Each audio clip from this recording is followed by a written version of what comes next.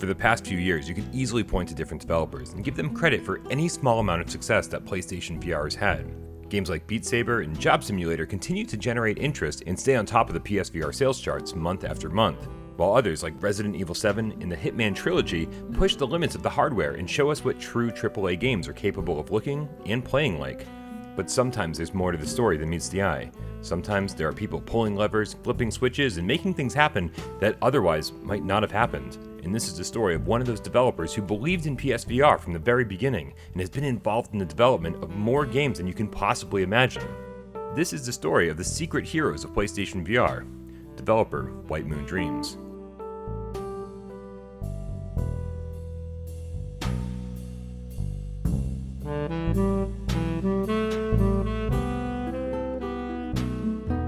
Despite White Moon Dreams being an independent studio, their collaborations with Sony go back a long way, and the first one we're interested in occurred long before PlayStation VR, in 2010, when they developed all the playable minigames that were designed to show off the PlayStation Move controllers to consumers for the very first time.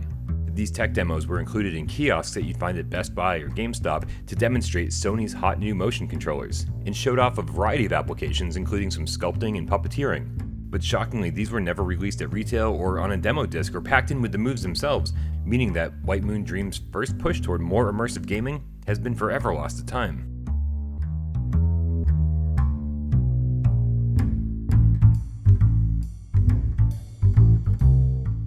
PlayStation VR launched back in October of 2016, but it had been in development for years and years before that. And right from the start, Sony had asked for a lot of feedback from different game developers regarding comfort and form factor of the headset itself and developing software to help with motion sickness. And these talks included current members of White Moon Dreams.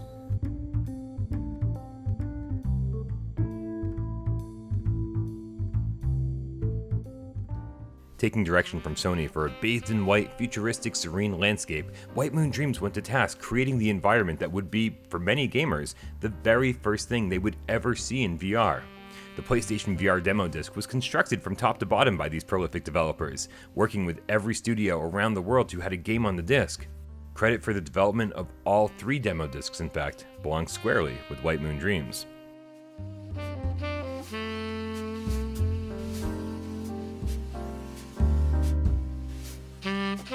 Most of us never even heard about PlayStation VR, or Project Morpheus as it was called during development, until GDC 2014, when then president of Worldwide Studios, Shuhei Yoshida, announced this new technology to the world.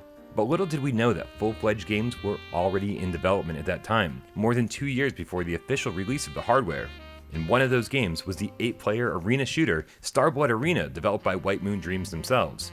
Considered by many to be one of the best multiplayer games ever made for the headset, White Moon Dreams let us turn on every axis in zero gravity, blasting through narrow tunnels and wide open spaces, and found a way to do it where even those most prone to motion sickness could play it without problem.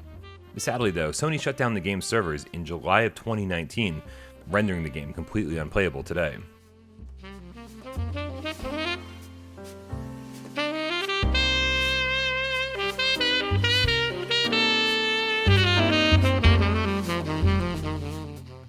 But even though White Moon Dreams was hard at work on their own game back in 2016, they were so proficient with this emerging technology and seemingly conquered locomotion and motion sickness before anyone else that they were the go-to team to talk to for all other studios making PSVR games.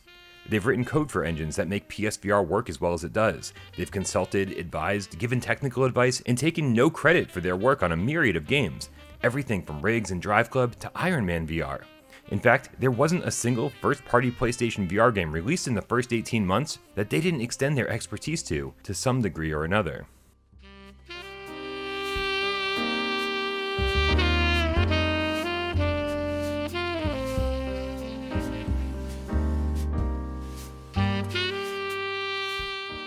Following up Starblood Arena, White Moon Dreams began working on another project that never saw the light of day. It was said to be a sci-fi first-person shooter in the vein of Metroid Prime that would have used a DualShock 4 or aim controller. They were experimenting with full locomotion and quite a bit of verticality, but sadly the game, which had only made it to the prototype stage, was never picked up by a publisher.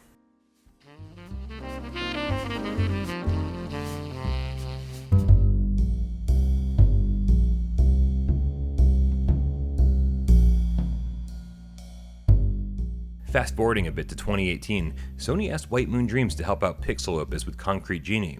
So a few members of the team actually traveled to the studio and worked there in-house, assisting in not only optimizing the flat-screen game, but also ensuring that the PSVR experience, included with Concrete Genie, from a gameplay perspective, was consistent with the core game.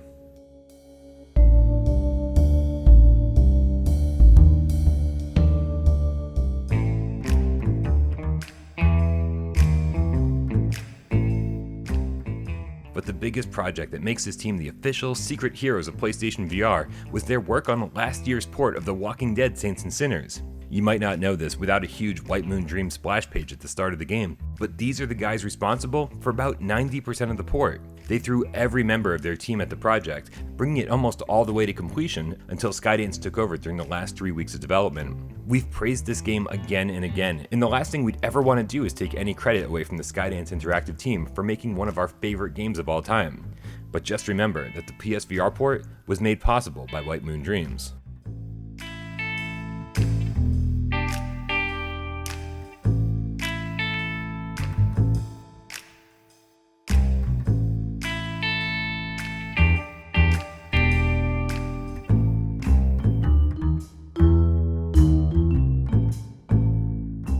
To me, all of this new information just proves what a healthy, supportive ecosystem Sony has fostered over the years, with not only all their first-party teams, but also one that extends out to their third-party partners.